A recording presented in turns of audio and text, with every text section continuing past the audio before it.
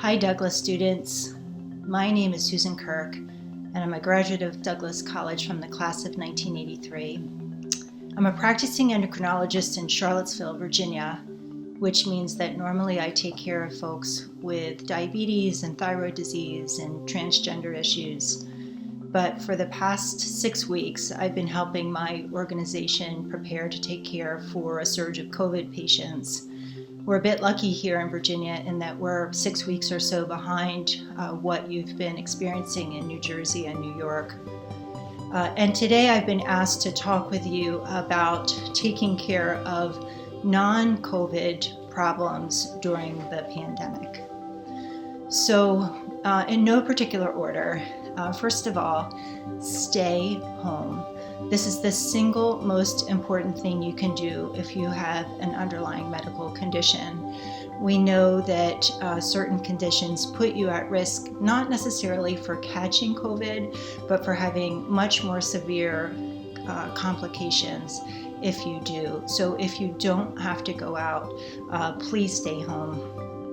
The second thing is that this is a good time to stay in front of, if at all possible, your supply of prescriptions and medical supplies. And this can be easier said than done, as the supply chain for many of these things has been disrupted.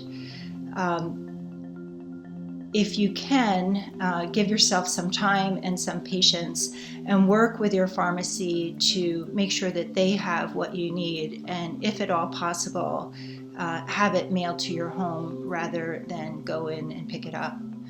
A third, this is a great time to do all those things that you've always wanted to do to improve your health.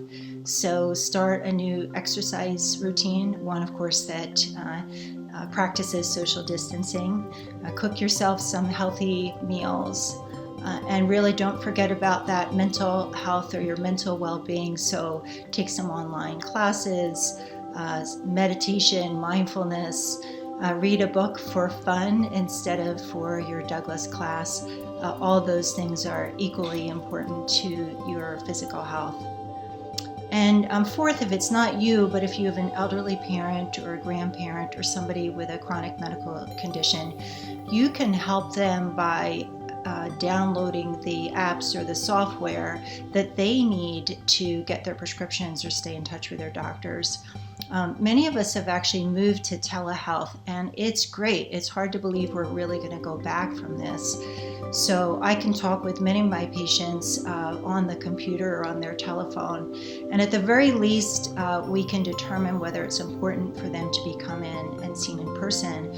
But for many things like discussing lab results or talking about blood sugars, we can do this without having an in-person visit. And finally, did I mention just how important it is to stay home? Very few of us at this point have immunity from COVID-19, and it's important that we don't get sick so that we don't tax the already burdened doctors and nurses who are taking care of people who are critically ill. So I also want to say before I end just how proud I am of all of you for choosing this as a profession. A lot has changed in the 40 years since I went to medical school, and not all of it's been positive. We've lost a lot of caring and compassion, and there are times where it's felt like healthcare has been more of a business.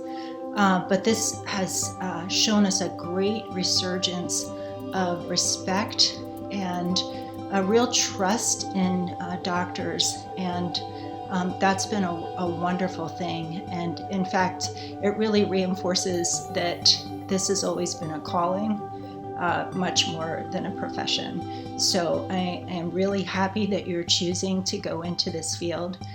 Study hard, stay safe, and thanks for listening.